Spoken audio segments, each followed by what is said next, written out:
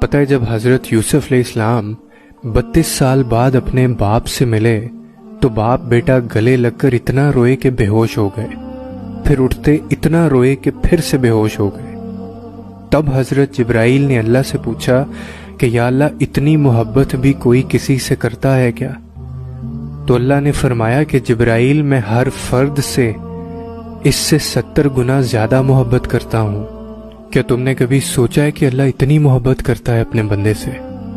اور یہ جو آزمائش ہے، ہمیشہ یاد رکھو اللہ تمہاری برداشت کی طاقت کو نہیں آزماتا، وہ تمہارے ایمان کا امتحان لیتا ہے، اور وہ انہی کا لیتا ہے جن کو اپنا دوست بنانا چاہتا ہے۔ اللہ کو تمہاری برداشت کی حد معلوم ہے، اور وہ کبھی تمہیں اس حد سے زیادہ غم نہیں دے گا۔ تمہیں لگتا ہے اب تم تھک گئے ہو، مگر تھکتا تمہارا ایمان نہیں، بس حوصلہ گھبرا جاتا ہے۔ جب اللہ کن کہتا ہے نا تو ناممکن ممکن بن جاتا ہے، اور دعائیں مقدر پر بھاری پڑ جاتی ہیں۔ اور یقین مانو اللہ یہ سب دیکھ رہا ہوتا ہے۔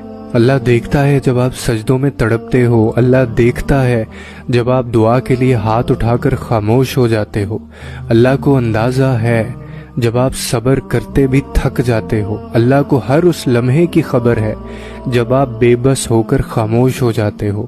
یقین رکھو، صبر رکھو، امید لگانے والوں کو اللہ کبھی نا امید نہیں ہونے دیتا۔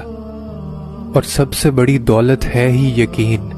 اللہ نظر نہیں آتا لیکن اس کے ہونے کا، اس کی قدرت کا، اس کے اختیار کا، اس کی محبت کا، اس کے سب سننے کا، اس کے سن کر سمجھ لینے کا اور اس کے دینے کا یقین، اللہ کو یقین سے بھرے دل بہت محبوب ہوتے ہیں، جو ہر غم میں کہتے ہیں کہ اللہ ہمارے لیے کافی ہے۔